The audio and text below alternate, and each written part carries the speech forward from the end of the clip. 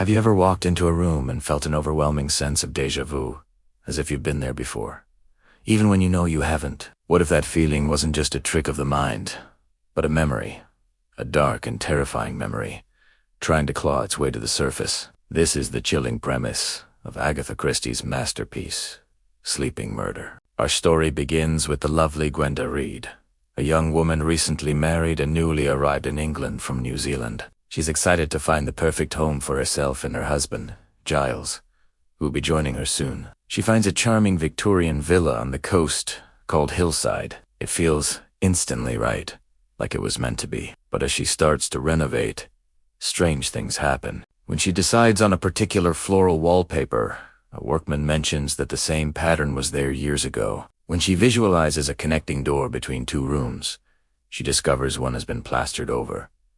It's more than coincidence. It's as if the house is speaking to her, whispering secrets from its past. The feeling of unease peaks when Gwenda goes to the theater in London. The ring up Leylan is spoken.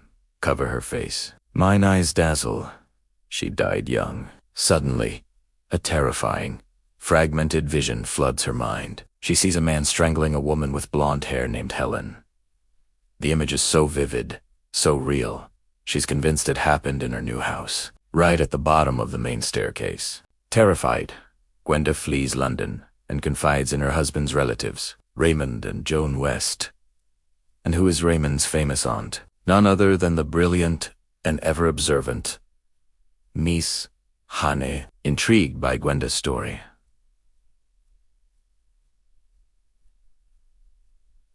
Miss Marple listens carefully. She pieces together that Gwenda must have lived at Hillside as a very young child, and what she saw was not a vision, but a repressed memory of a real murder. Miss Marple issues a stark warning. Let sleeping murder lie.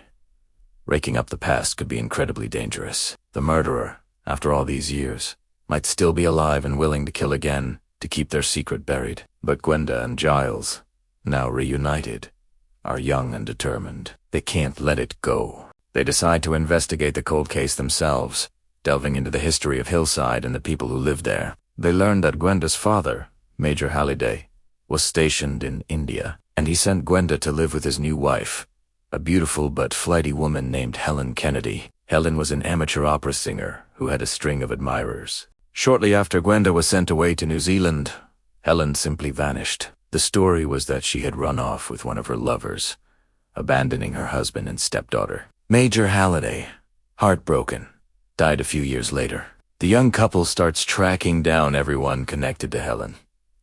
There's Dr. Kennedy, Helen's devoted half-brother who still lives nearby. There's Walter Fane, a local solicitor who was once desperately in love with her. There's also Lily Kimball, the former housemaid, and Jackie Affleck, a brash serviceman who was also one of Helen's suitors. Each person they talk to paints a different picture of Helen. But one thing is clear. She was a woman who attracted strong emotions, both love and jealousy. Their amateur investigation quickly stirs up trouble. They receive a threatening note. Lily, the former maid who had agreed to meet them and share what she knew, is found dead, silenced before she could talk. It becomes terrifyingly clear that Miss Marple was right. The murderer is still among them, watching their every move, and is getting desperate.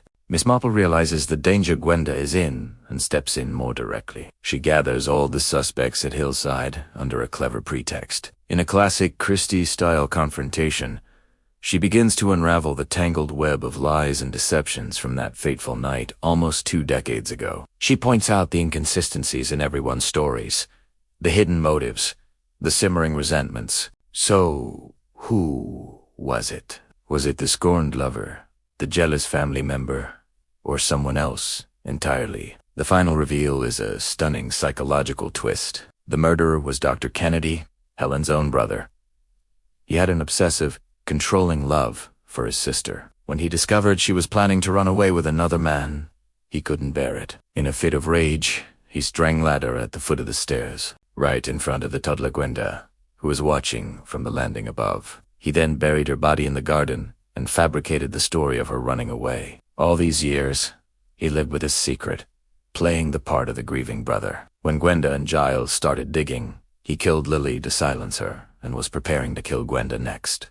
With the truth finally revealed and the murderer exposed, the long-sleeping murder is at last put to rest. Gwenda is freed from the ghost of her past, and she and Giles can finally begin their new life at Hillside, no longer haunted by shadows. Sleeping Murder is a brilliant reminder from Agatha Christie that the past is never truly dead, and sometimes the most terrifying secrets are the ones buried deep within our own minds.